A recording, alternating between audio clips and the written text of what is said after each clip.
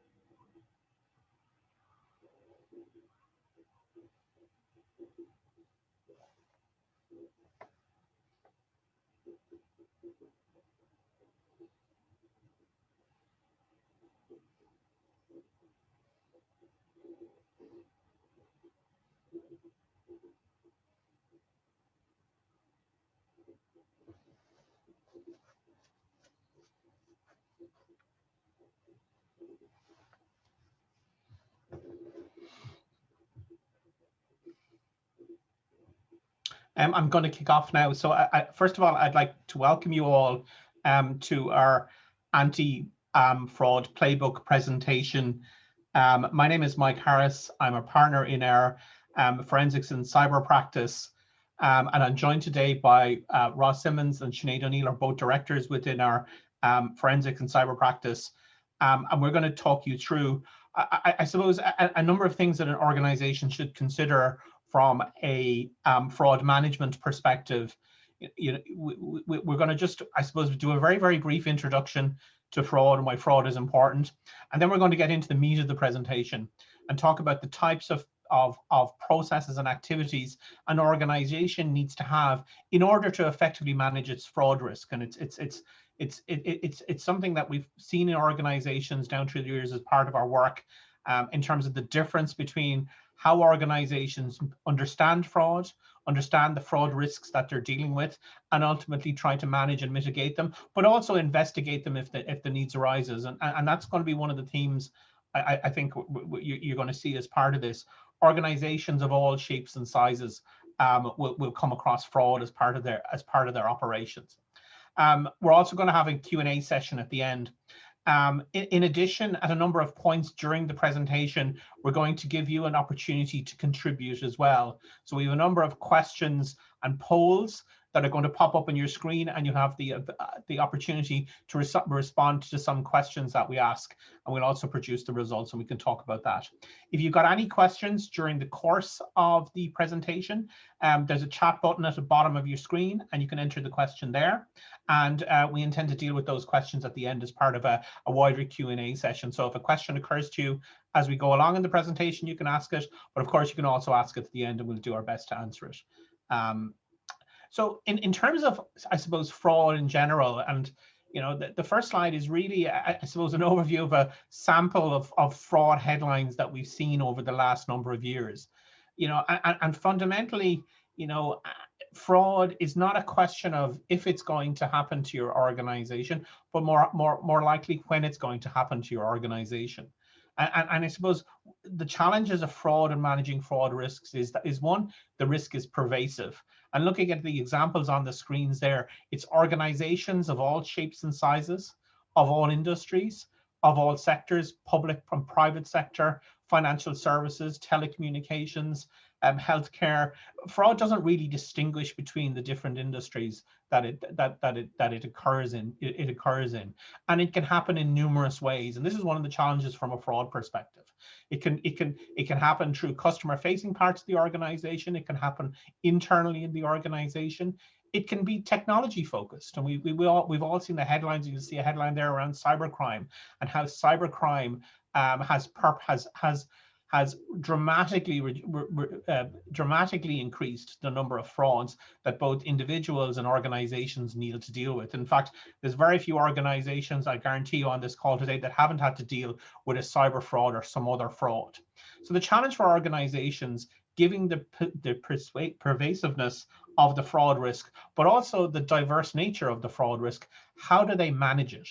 And how do they put together a coherent program of activities within an organization in order to properly defend and ultimately reduce fraud losses? And we'll talk about that a little bit today. But now I'm going to pass over and we'll talk in a little bit more detail about why fraud is important to be dealt with in organizations. Thanks a million, Mike. So moving on. So why fraud? Okay, why is it so important? As Mike mentioned, fraud is definitely prevalent in our society. Personally, I genuinely believe that fraud occurs in every organization. And as mentioned earlier by Mike, it is not really a question of if, but when. As those charged with governance and management of the company, the primary responsibility for the prevention and detection of fraud rests with you. It's important that you, in either your management or governance role, place a strong emphasis on fraud prevention and fraud deterrence. Certain Irish and UK legislation indeed creates offences for directors in relation to fraud. In Ireland, for instance, if we take Section 58 of the Criminal Justice Act 2001, it makes it a personal criminal liability of a director where an offence is committed with the consent or any attributable to any neglect by the director. The standard of neglect is an objective one, and no actual knowledge or intention needs to be proven. The Corruption Offences Act 2018 states that a body corporate can be liable for an offence committed by any director, manager, secretary, employee, agent, or subsidiary of the company acting for its benefit, unless it can be established that it took all reasonable steps and exercised all due diligence to avoid the offence being committed. Also, under the Companies Act 2014, where it appears that a director was knowingly a party to carrying on the business with intent to defraud creditors or for any fraudulent purpose, a court can find the director guilty of fraudulent trading. And this attracts both civil and criminal liability. If we move on, similarly, under UK law, a director can be held criminally liable for theft under the Theft Act 1968. A company and any director who consented to that act may be held criminally liable for fraud under the Fraud Act 2006. And it's a criminal offence for a company to bribe another person, including a foreign public official, or to accept a bribe under the Bribery Act. If the offence is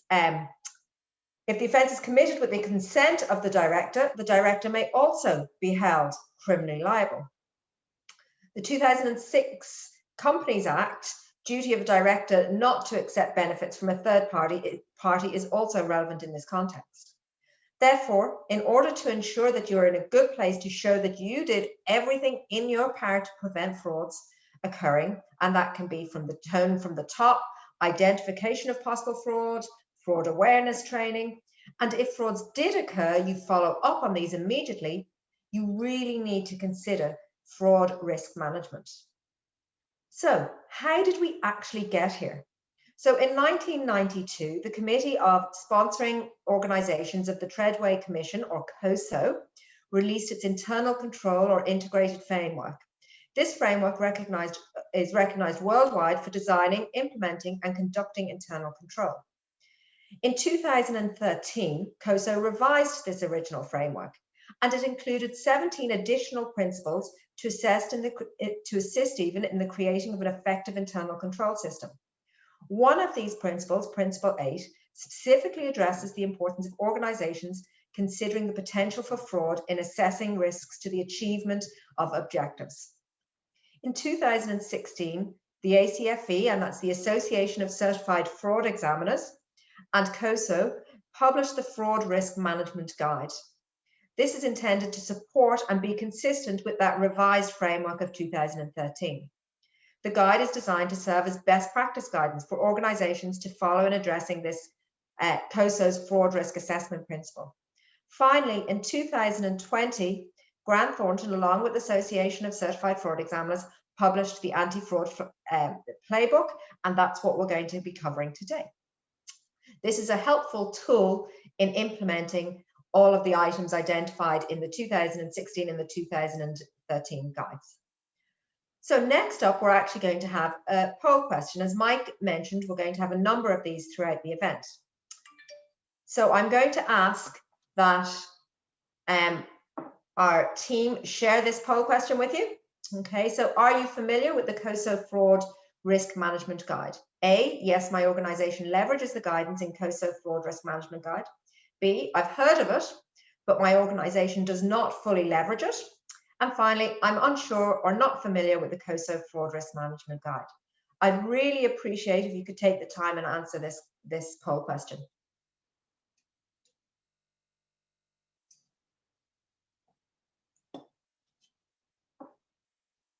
Just give a couple of seconds for people to answer that.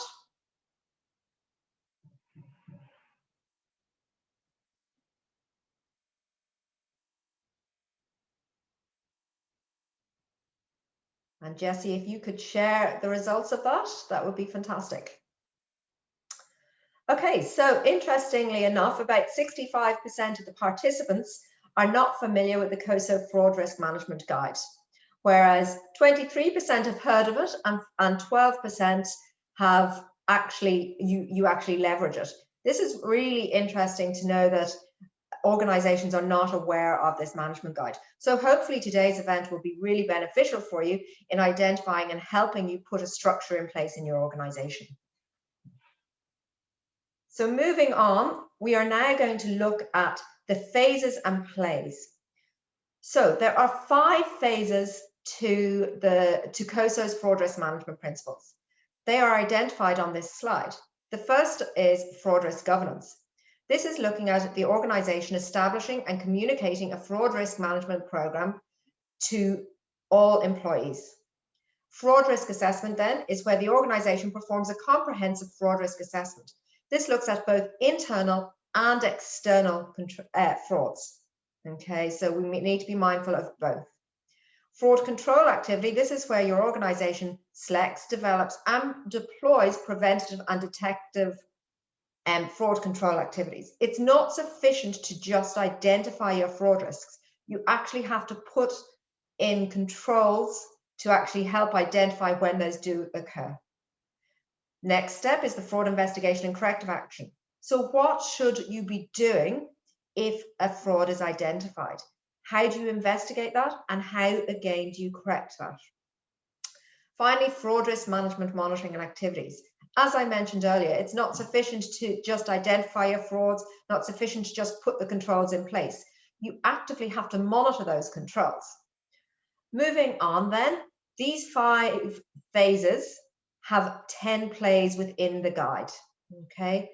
You've got fraud risk governance, and each phase has 2 plays. We'll be walking through each of these plays today. Okay, so as I mentioned before, the playbook was co-developed with the Association of Certified Fraud Examiners and Grant Thornton. It includes 10 plays organized into the 5 phases that align with the COSO Guide's 5 key principles as detailed in this graphic. We in Grant Thornton have actually developed solutions for clients in all of these phases, so are very well placed to walk you through this at the moment. Each phase is based on the COSO's 5 fraud risk management principles. Okay. If we walk through to the next slide now, we're going to look at fraud risk governance. So this is play 1 of phase 1. Okay. Key questions that organizations should be asking themselves in this area is, how mature is your client in the fraud risk management program? What is the long-term vision of your fraud risk program? And what do we need to accomplish in both the short term and the long term to achieve our goal state? Now, we should be mindful of the fact that not every company or organization is going to fall into, for instance, the leadership maturity. Realistically speaking, your fraud risk management should be tailored for the size of your organization, looking at the type of organization that you are in, okay, how many employees you have, what service offerings you have, the locations of your organization, okay, your team structure. So these are all things that need to be considered when you're looking at your fraud risk governance. The guide that we will be able to share with you has the 5 levels of the maturity assessment. Ad hoc, so this is, for instance, where you've got an undocumented policy in place. It's in a state of dynamic change, okay? It's driven by ad hoc or uncontrolled, and it's reactive in its manner. If you move up to the other end of the scale, you have leadership. So the organization's focus is on continually improving fraud risk management through both incremental and innovative change and improvements. As I said, each organization will sit differently within this model. So we now have another poll question coming up. My organization has a clear roadmap and strategy to support our fraud risk management program and serve as the foundation for decision making and resource allocation. 3 answers here, 3 options. No, we do not have a clear roadmap and strategy. We have a partial roadmap and strategy. We have some pieces of the roadmap and the strategy, but it's not comprehensive. And finally, yes, we have a clear roadmap strategy. We know where we're going. And I'll just give everyone a couple of seconds to answer that. So maybe 30 seconds.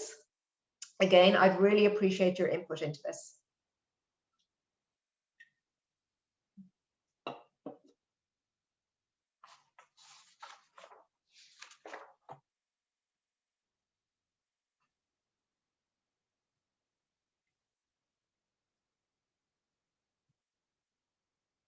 Okay, Jessie, if you could share the results of that, that would be brilliant. Okay, so this is really interesting. 47% of participants have said that you do have some pieces of the roadmap and strategy, but it's not comprehensive.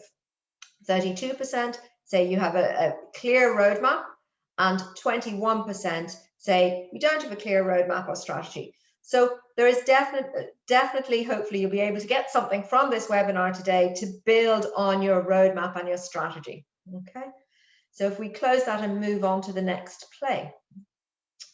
So the next play is around creating a culture. Okay, so what do I mean by that? Well, there are many ways to promote and enhance even fraud awareness at your organization.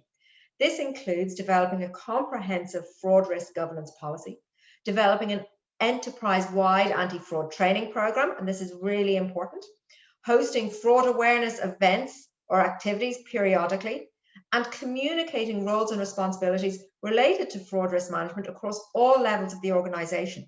It's not sufficient for one person to own fraud risk. Every single member of your organization should be owning fraud risk, okay? That integrity, and we've got this integrity triangle here. This is emphasizing the fact that within fraud, you have three items. You've got your motivation, your opportunity, and rationalization. But every employee has integrity. They should be accountable. They should have the authority to actually identify frauds if they occur, or to identify controls around that. They should have responsibility. So every employee should have responsibility for ensuring that frauds do not occur. Again, as we mentioned in play one, it's not a one-size-fits-all model when it comes to promoting fraud awareness.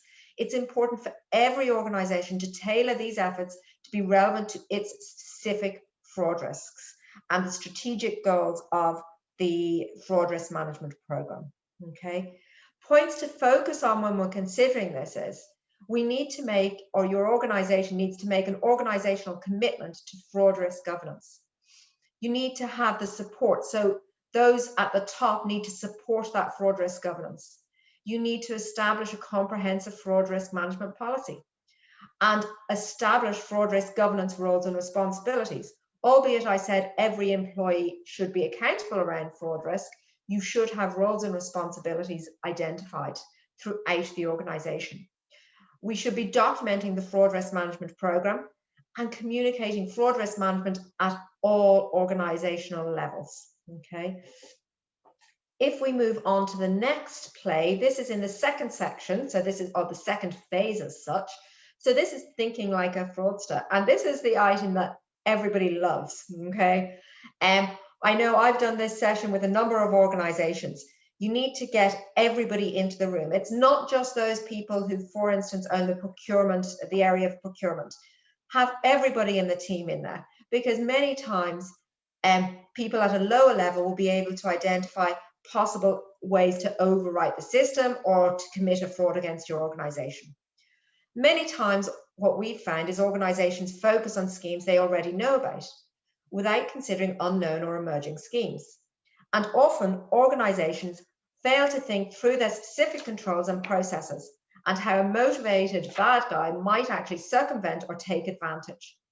So it's time to put your fraudster hat on and brainstorm fraud scenarios based on your organization's specific processes and controls to identify your organization's key risks, gaps, and vulnerabilities. It's important to remember that good people do bad things and controls fail. Thinking like a fraudster is going to help you in your risk identification process, which will serve as a key input to your fraud risk assessment. Without effective risk identification, you're not going to be able to conduct a meaningful fraud risk assessment. Don't forget both internal and external fraud, and think beyond just financial fraud. What I might do at this point in time is actually bring Mike in to give a couple of comments on external fraud and technology around thinking like a fraudster.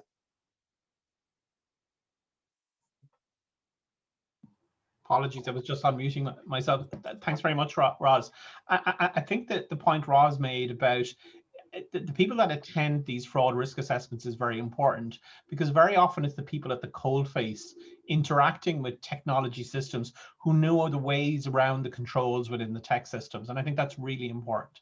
From an external perspective, you know, the types of technology focused fraud that organizations are of all shapes and sizes now need to face has dramatically increased. There's not a finance department in the function that hasn't faced some sort of payment redirection type fraud over the last 5 years or so. But in addition, because organizations are interacting with their suppliers and their customers, whether they're, you know, retail customers or whether they're business customers, in a way that utilizes technology, that's made fraud schemes easier to implement. They've also made them more effective, but it's also made it a challenge for the organization to keep up. You know, we know that technology makes our own lives easier. It's easier to book, you know, to book a, although we don't do a lot of booking plane tickets at the moment, but it's easier to buy things on the internet. But because of that same technology, it's easier to perpetrate fraud on the internet now. And it's also opened up the number of fraudsters that can target your organization. In the non-virtual world, it's a lot harder to interact with organizations. You need to meet people, you need to send letters, etc. Whereas in the virtual world, the person perpetrating the fraud can sit anywhere in the world, and they can carry out very specialized frauds against large numbers of organizations across a number of jurisdictions. So technology has really opened up the external fraud side in particular, because now it's much easier for people who are physically remote from your organization to potentially perpetrate a fraud against the organization. Thanks, Roz. Thanks a million, Mike. Next up, we have another poll question. Okay, so my organization has a comprehensive understanding of both current and emerging fraud risks. So no, we do not have a comprehensive understanding of both current and emerging fraud risks. Or somewhat, we have an understanding of risk, but it may vary across the organization. And finally, yes, we have a comprehensive understanding of both current and emerging fraud risks. So again, I'd really appreciate if you took the time to answer this. Cool.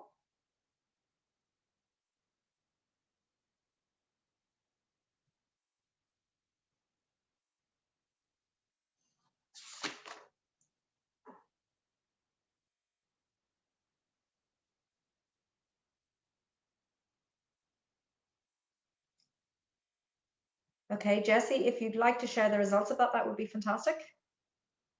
Okay, so interestingly, 7% say you don't have a comprehensive understanding of both current and emerging fraud risks, and 60% say somewhat. And finally, 33%, bringing us up to the 100%, say we have a comprehensive understanding of both current and emerging fraud risks. That's fantastic to actually see that 33% of you do.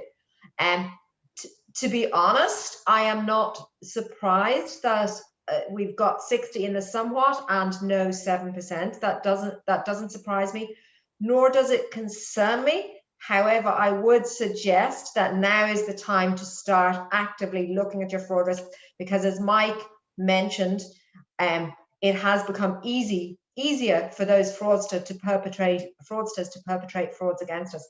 And indeed, we need to be considering external as well as internal. So I think now is the time to take ownership of this and to run with it.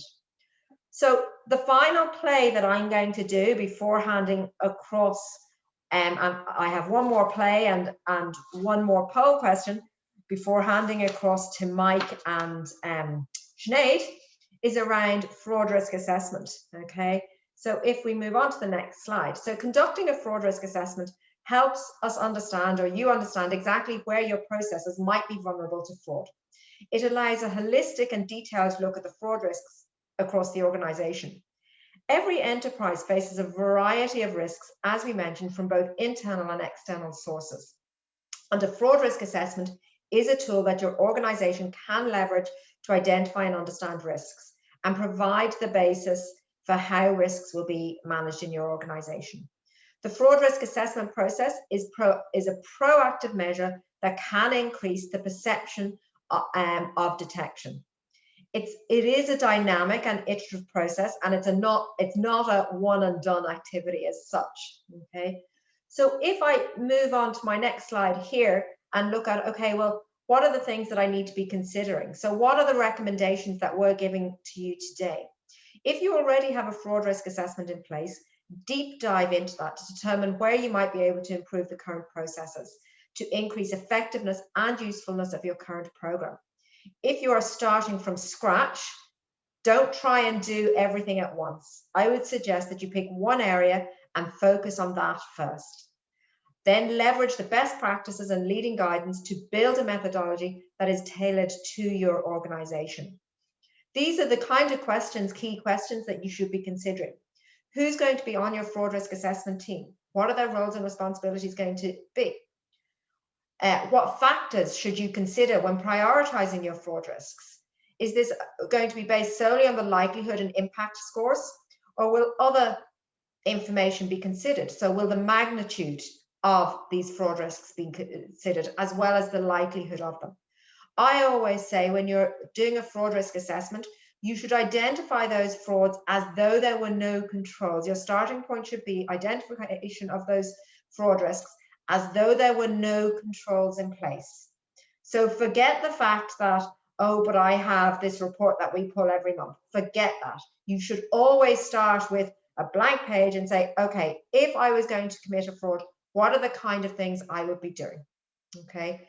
How are you going to respond to high priority risks identified? How often are you going to perform the fraud risk assessment? As I said, it's not a one-time process. It should be iterative.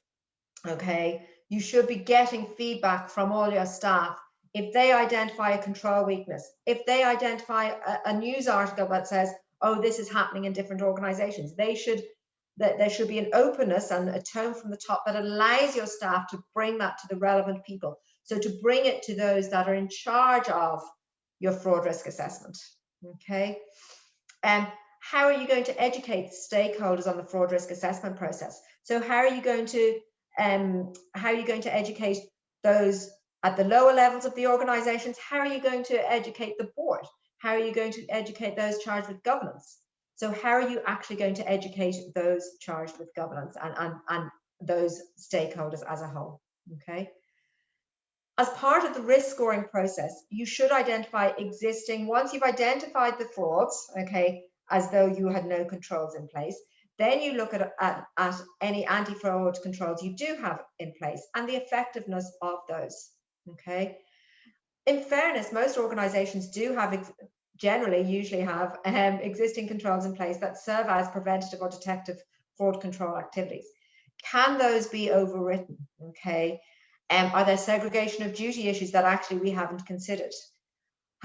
Did you have somebody in accounts payable that now sits in accounts receivable and you haven't taken away their control rights within the IT system? So can they overwrite things? So these are all things that you need to be thinking about, okay?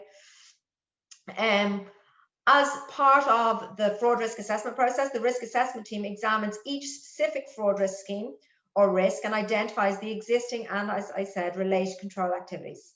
In some cases, there could be several existing controls. In other cases, you may conclude that actually no controls exist.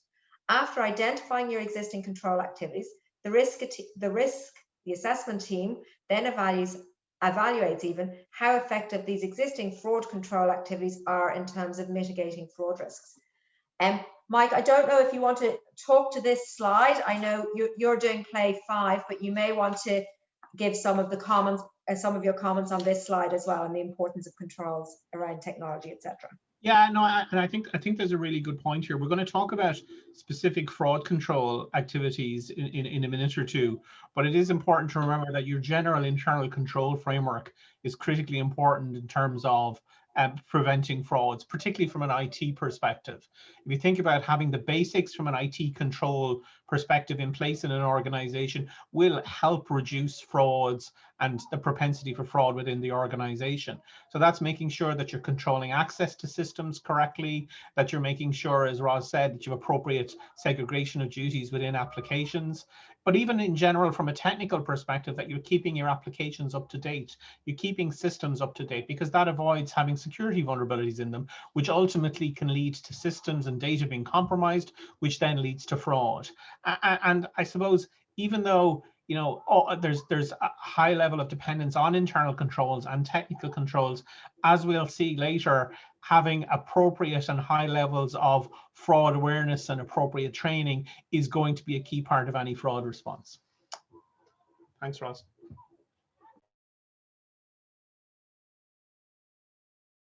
Thanks, Mike. The final poll question that I'm going to ask, and again, I'd appreciate everyone answering this. My organization has a clear picture of anti-fraud controls and their effectiveness. No, we do not have a clear picture of anti-fraud controls and their effectiveness. Somewhat. And yes, we have a clear picture. So let's give everyone a couple of seconds to think about their organization and where they fall into, and then we'll move on to the next slide.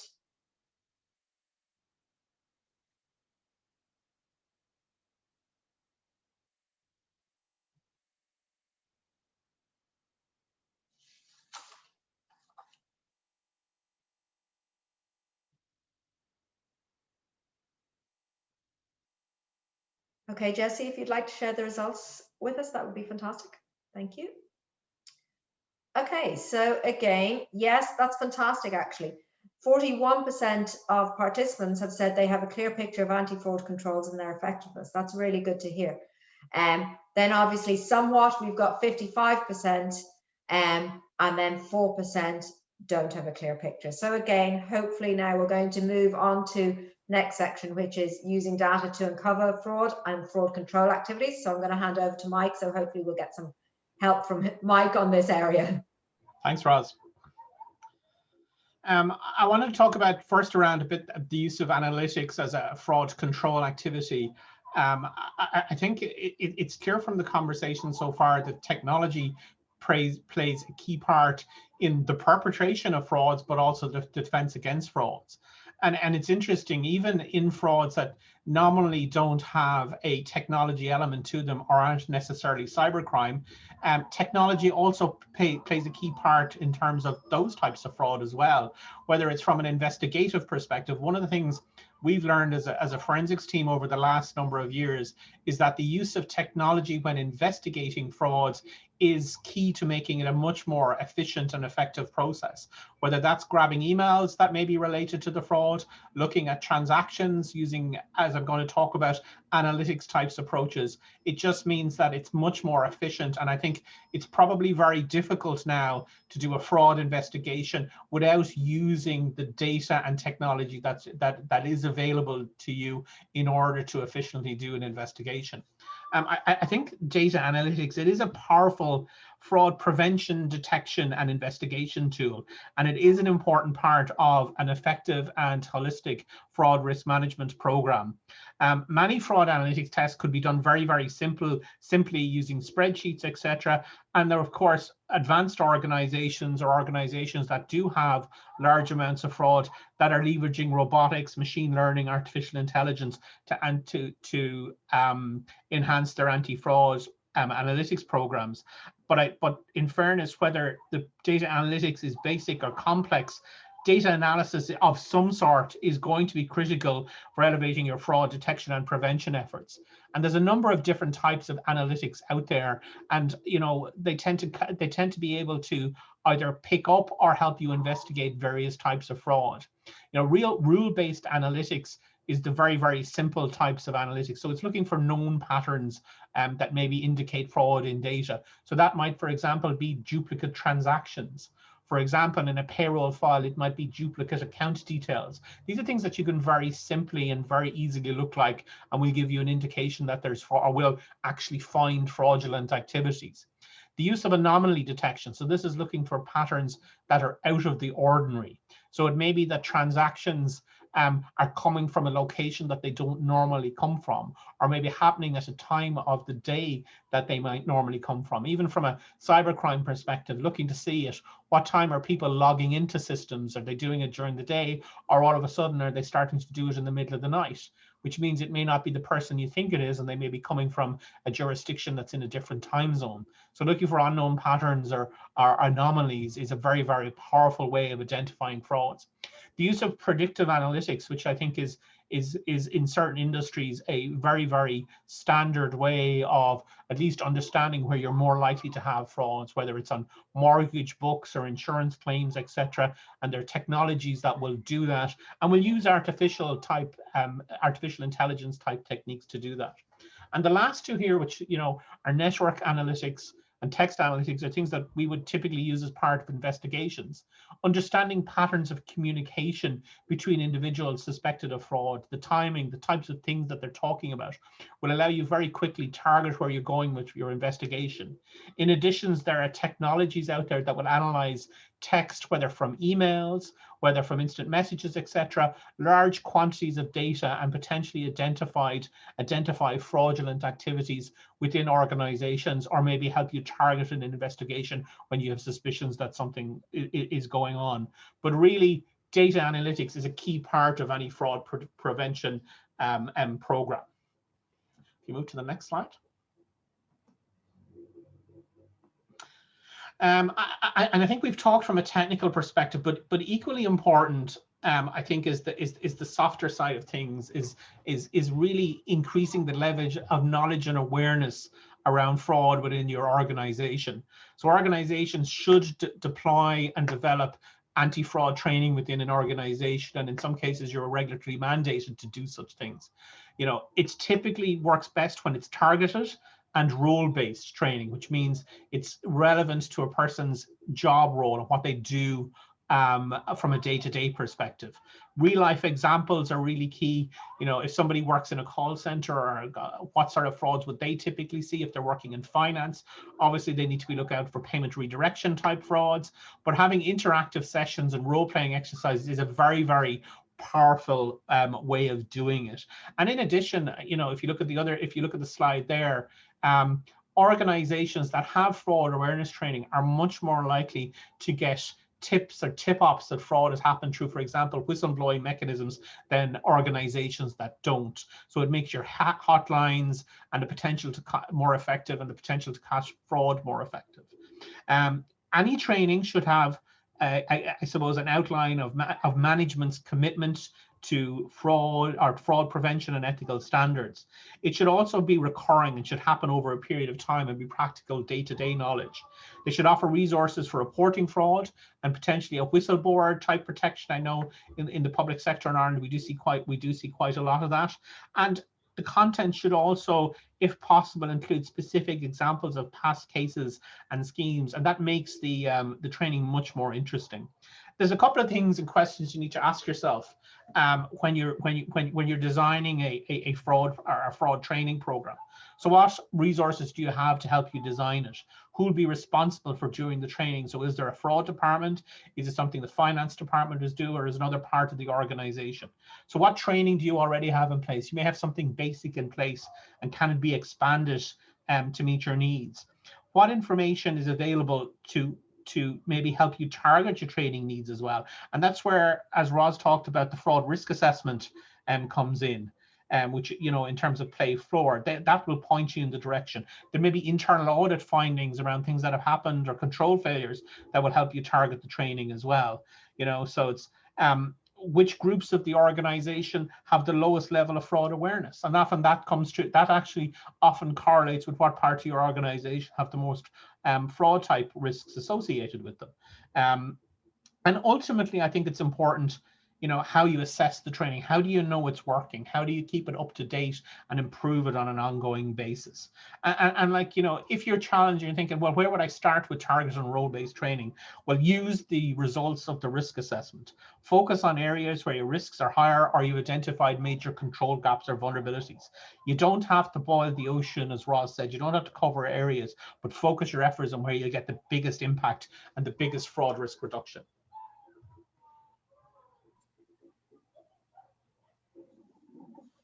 That's great, thanks, Mike. Okay, now we're moving on to the final two phases, as this is phase 4 and phase 5. We're going to start off after listening to Mike and Roz talk about kind of what you can do in your organisation to assess the level of risk. We're going to talk about laying down the groundwork for investigations.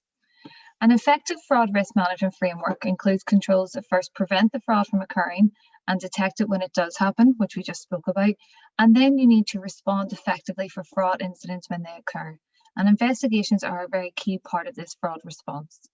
The first step is to actually lay the proper foundations for any such investigation. And this will be by adopting the proper tools and mechanisms to evaluate, communicate, and remediate both instances of potential fraud and the control deficiencies that lead to the fraud. This will empower your organisation to prioritise, assign, and monitor reported fraud and implement corrective actions. Most organisations that we've come across have actually have some sort of fraud investigation function or subgroup in place. However, what we see is that they generally vary in effectiveness. For example, there might be many investigative bodies or functions spread throughout the organisation, and the lack of centralisation leads to often missed opportunities for synergies, trend identification, and aggregate reporting. And this can often mean that investigations are being handled very differently across your own organisation. Or another common pitfall that we actually see is the lack of mechanisms in place to assess the investigative performance. As the graphic on this slide denotes, that is one of the key elements to build a solid investigation foundation. Without it, your team will not understand how investigations are perceived within your own organisation. And if stakeholders feel that their concerns are not well managed or their complaint was not handled appropriately, then they'll be less likely to report similar concerns in the future, and they may also share these concerns with fellow colleagues. This would be very detrimental since, as we highlighted in the previous slide and by Mike, tips are one of the most important ways that fraud is detected. So if people lose faith in the system, those tips will stop coming in and therefore reduce your chances of identifying instances and potential instances of fraud. So next slide, please. So once you've actually received an allegation of fraud and you're able to capitalize on the strong foundation that you've built for your investigation, you then need to conduct the investigation. And these investigations are a critical component of uncovering not only fraud within your organization, but also a range of associated other crimes such as money laundering, corruption, and bribery. Investigations also act as an effective fraud deterrent practice, showcasing the organization's commitment to high ethical standards and creates the perception of detection. And this is what Play 8 is all about. If you have a solid foundation, as highlighted in Play 7, then this should be a well-defined process for you and your team to carry out. Key steps you should perform following the conclusion of any investigation could be communicating investigation results, taking corrective action, and finally evaluating investigation performance. In Groundwork, we have a range of experience in investigations across a range of industries and subject matters, and what we've found is that they typically involve the following components, such as computer forensics, e-discovery, data analytics, digital forensics, records and risk management, incident response, and data breach investigations. And as you can see there from that list I just read out, heavily dependent on technology, which Mike had touched on, the use of data analytics in uncovering and investigating fraud. The investigation will also involve different steps dependent on the nature of the allegation and the subject matter, but there are some general factors that you should consider before conducting any investigation. Time sensitivity. Is there a need to have a result within 24 or 48 hours in order to take the next steps? What about the level of confidentiality within your organization? How sensitive is the subject matter? Legal privileges. Do you need to consider getting a legal team involved or contacting your solicitor? And then the objectivity, which will come on in the next poll question to talk about. So the next poll question, poll number 5. So be interested to hear with those on today's webinar. If you've ever had to conduct an investigation, have you used an internal or an external team? 3 options. No, we've never had to conduct an investigation. Yes, we've used an internal team, and yes, we've used an external team. If you could just cast your vote, that would be great. Okay, great. Jessica, can we just pull up the answers, please? Perfect. Okay, so that's actually quite, I suppose, a good spread of results there in terms of no, we've never had to conduct an investigation. And in one way, that's quite reassuring and promising, but it's also a case of maybe it's not to kind of scare you, go back to Mike's slide of maybe it's not a case of if, but when you will have to do so. And making sure that you have the necessary tools and procedures in place that if you do have to carry out an investigation, you know how to do it and you're able to react quickly enough to ensure the investigation is as effective as possible. Second one is we use an internal team. So when we look at those that have actually carried out an investigation, the majority have actually used an internal team. And that's completely fine. I mean, there's a lot of in-house functions and capabilities within organizations these days that can carry out effective investigations, but you do have to consider from the outset certain things like the in-house expertise. Do you need to get a particular contractor or an investigation team in to look at the technology element?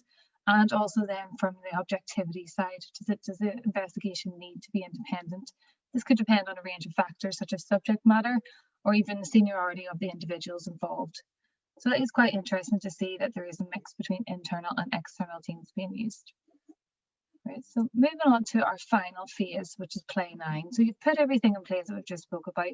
You've put your policies, your procedures, your fraud risk management, your assessments, and you've laid the foundations for it to carry out an investigation. But it's now we're on to monitoring activities. So as Mike said, it's important that these are kept up to date. Organizations and risk landscapes are dynamic and always evolving. This means that implementing an effective fraud risk management program requires ongoing monitoring to stay on top of those changes and get ahead of emerging threats, whether that be changes of technology, new controls within the organization, or even a global pandemic that we've just seen over the last 12 months. Monitoring almost always comes last when organizations build fraud risk management programs, sometimes even as an afterthought. However, monitoring and periodic evaluations provide a vital insight into the effectiveness of fraud risk management activities, and they help identify areas for ongoing improvement. And some tips that we would actually suggest when you come to monitor your fraud risk management program is focus on effectiveness. This should mean that you should focus on the outcomes rather than the inputs. So, for example, when looking at your fraud risk assessments, which Ross spoke about, instead of focusing on the number that you actually perform, i.e. the output, you should be measuring the change in the likelihood and the impact scores from these assessments to the next to ensure that the awareness and the understanding has actually improved throughout your organisation. The second one is to use the results to actually improve. Conducting, monitoring and evaluating activities is the first step. Ensuring there are mechanisms in place to track progress on corrective actions is the key to closing identified gaps. For example, let's say you're evaluating the level of fraud awareness within a particular area and you conducted a targeted anti-fraud training using a survey, and you find the results were actually lower than expected. This would indicate that the outcome of the training was not adequately achieved and that the training itself should actually be improved to achieve the desired outcome. So moving on to our final play. This is in relation to reporting on your progress, which arguably is one of the most important plays in the handbook. Communicating the results and outcomes of your fraud risk management program at all levels of your organisation and to your own organisation's leadership is essential to increase awareness, showcase accomplishments, and motivate senior leaders to prioritise fraud risk management efforts. You should be communicating this along the way, but it is important to have periodic reporting to share outcomes, insights, and lessons learned. The information that you include is completely up to you, but just do be sure to consider all your fraud risk management activities. A fraud risk management periodic report could include, for example, your results of your fraud risk assessments, how many you've carried out, and the outcomes of what that's actually presented to you. Analytics activities, anti-fraud training, who's carried it out, what were the topics on, investigations, how many, what was your results, what was your corrective action, and then the monitoring activities as well. It is important, and I reiterate this again, is that fraud risk management is not a set and forget exercise. Leading organisations should plan continuous improvement to their fraud risk program as they face the evolving fraud risk landscape, and that changes on a daily, weekly, monthly, yearly basis. So it is important to stay on top of. Make sure that you consider your organisational structure, your corporate culture, and the intended audience when communicating insights and outcomes. Utilise mediums that have been proven to work by creating reports, dashboards, or other visual representations of relevant information to ensure that the fraud risk management program is communicated and monitored effectively throughout your organisation. So if we move on to our final poll question, and apologies, this one's a bit of a long one, it might require some reading. So part 1, does your organisation monitor your fraud risk management program? Yes or no? And if you ticked yes to that one, if yes, does your organisation have a plan for monitoring the program? Perform ongoing evaluations that monitor control activities in real time. Use data analytics as part of this monitoring activities. Capture the number of frauds against your organisation. Capture the number of fraud allegations received into your organisation via the fraud hotline. Capture the number of employees who have not yet signed your corporate ethics policy or completed their ethics training. Provide regular reports to leadership with statistics aimed at fraud prevention and detection. Seek to identify fraud schemes elsewhere in the industry that you operate in. And finally, track whether deficiencies identified in your program are remediated on a timely basis. You can pick as many as you want and as many that applies to your specific organisation. I'll just give a few more extra minutes just to digest all the possible answers.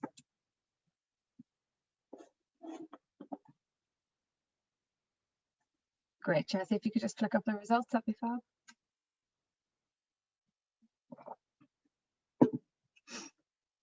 Great. Okay, look, that's extremely encouraging. And as I said, we actually find that monitoring the fraud risk management program, ongoing monitoring of it is actually sometimes an afterthought. So that's extremely encouraging that 95% of attendees have actually said that this is something they actively do within their organisation. So we're extremely encouraged by that, and it does increase your effectiveness of putting the effort and the resource into any fraud risk management programme. Okay, so we can see here that across the range of options that we have, A to I, I think most of them are, it's quite a nice spread across all of them, which shows that the monitoring of effective fraud risk management programme takes into account a number of factors, and it shouldn't just be one particular component that's used as a measure of success or the need to improve. So it is across a range of factors, and I can see there that there's particular interest of ones that actually 29% have sought to identify fraud schemes elsewhere in your industry, and that's very important because I think very often with the fraud risk management, it's very easy to focus on the internal threats to your organisation and what you can do internally. But what else is happening in your industry? How is that affecting your current evolving risk landscape at the minute? And we spoke about thinking like a fraudster earlier. So that is interesting that people do have that at the forefront of the mind. It's taking account of the risks, internal and external, and putting an effective fraud risk management programme in place to address both and help mitigate your risk. So we just thought we'd finish off here with kind of pointing you in the right direction of some supplemental tools. So this is developed from the Anti-Fraud Playbook, which you can access there at the link below, and we'll make it available, or you can contact any of us for direct access as well. But there's plenty of tools that have been developed in the playbook, some of which you might be able to lift exclusively for your organisation and tailor, but it'll help give you a starter for 10 for those that have maybe not done this before or would like to update it to the current best practice or to use some of the tools that we've explained today. So for example, the fraud risk map template, interactive scorecards, and some risk assessment and follow-up action templates. And we'll just probably close off here with any final questions. If you haven't already, there was a chat box at the bottom of your screen. Feel free to pop us the question either directly or to the rest of the group. And we will see how many we can get through for the rest of the session. Thanks, Sinead. Thank you, Mike. I do have a couple that have come through, a couple of questions here, and what I'm going to do is I'm going to direct them to who I think is probably best placed to answer them. So, Mike, this is one I'm going to fire your way. In your opinion, which of these plays do you not see being implemented by companies or implemented badly? It's probably, yeah, that's a good question. I think it's probably around analytics. You see limited use of that in a lot of organizations. Obviously, there's organizations where fraud risks can be intrinsic to their business model, for example, insurance or retail banking or something like that. But for a lot of organizations, analytics is only something that they've tended to do in the event that a fraud is detected, and it's not necessarily detected through the use of analytics, but rather use of analytics is as part of the investigative process. And in a lot of cases, you might see things coming out of an internal audit review or something like that. But I do think there's an opportunity for organizations to use analytics, even basic analytics, from a fraud detection perspective on an ongoing basis. Brilliant, thank you so much. Sinead, I have a question here for you. Can you perhaps provide examples of the behaviours noted of directors and management who have been found to be negligent or held liable for committing fraud in a company, and what should we be looking out for? Quite an interesting question, because I suppose there's just a range of answers, but for me and kind of from our experience of investigations, is one of the big red flags for us is behavioural changes, you know, and that sometimes that's hard to articulate exactly what that will be, because it'll depend on the particular individual committing certain acts. But things like, are they spending beyond their means? Are they certainly going on certain holidays, or, you know, big expensive purchases? Are they becoming more secretive or more controlling over their duties? Have they started to retract a lot of the permissions that they maybe would have elsewhere, you know, at any other time they would have delegated out? Things like that. Or are they, as Mike said, are they working long hours? Are they accessing systems outside of hours? And you can use certain tools and technologies to easily get you a sense of whether there is maybe something untoward or there's patterns happening here. But it's being vigilant, I suppose, it's to sum it up in that respect. And that's not to say that anybody that works overtime should be immediately pointed the finger at, but it is certainly something to be cognizant of and be aware of the undue pressures that maybe people are finding themselves, particularly in environments such as the one we currently operate in, and people working remotely. It's trying to ensure that you do have a handle on it and you are aware of the change in behaviour. And that's something that I would say is probably the biggest red flag for us, albeit we can use the analytics, we can go through the systems, and we can identify kind of the actual factual pattern of events. But for us, it's behaviours, and that's human behaviours, and they're often the hardest to conceal as well. So it is, I would say that's probably the easiest one to look out for. Okay, great. Thank you very much. There's one question here from me that I'm going to have a look at. So this is with my audit hat on. So given the fact that under ISA 240, it is the external auditor's duty to undertake a fraud risk assessment, does this not reduce the need for an internal fraud risk assessment to be undertaken? At a very high level, the duty under ISA 240 is for auditors to actually identify fraud risks. It is not their duty to find those. It's to think about the industry and the business in itself and identify what they believe the fraud risks are. And if an auditor doesn't identify a fraud that has occurred, and possibly a fraud has occurred, that does not take that liability away from the directors. At the end of the day, the directors are the ones who own as such, and those charged with governance who should be identifying the fraud risks and identifying any possible frauds that occur. We have another question that's come in here as well. Do you have fraud risk categorized by organizational activities, e.g. underwriters, brokers, banks, etc.? If yes, which fraud risks are most likely for insurance brokers? So we don't per se have fraud risks categorized into those organizational activities. However, what I will say is we have worked with a number of organizations, and we, by understanding that organization, the industry they're in, that can help define the fraud risk identification. So it really is about understanding the industry and understanding the business, etc. Mike, Sinead, do you have anything to add on to that question, or answer, I should say? Yeah, no, I think you've kind of hit the nail on the head there. To be fair, there's so much similarities across all of the industries, but we haven't categorized them, and not the playbook doesn't categorize them into specific industries or organizational activities. It is just being applying these principles and the best kind of principles and kind of concepts that we're going to give you here into your unique industry, I suppose. But certainly as investigators, it's very rare that we see something that's brand new to a specific industry, and there's common themes throughout, whether they might change, ever so slightly, but the principles or the reason that led to the fraud committing is fairly similar across any investigation that we conduct. Okay, thank you. Thanks a million, Sinead. I think given that we are kind of just out of time, it's 2 minutes past 2. If anyone does have any questions that they didn't feel they could ask, or they would like to get in contact with us to ask any specific questions, feel free to contact us. You have our details here, and we will be sharing these slides as well, so you'll be able to get our details from that. Hopefully everybody found today's event beneficial.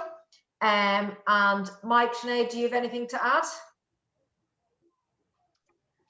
No, I think so. Just thanks for taking the time to join us, and say, look, don't kind of reach out to us. I know kind of subject matters can be quite sensitive, so feel free to reach out to us directly if you have a query on anything that we spoke about, or anything, you've a real life example that you want kind of some advice on, then feel free to give us a shout. Contact details are there, or we're all on LinkedIn as well quite actively. No, and just to thank everybody for attending the event today, and I'd like to thank Amy and the marketing team for making it very seamless with the voting and the use of Zoom as well. So thanks very much for that. So just thanks to everybody. Thank you. Thanks all.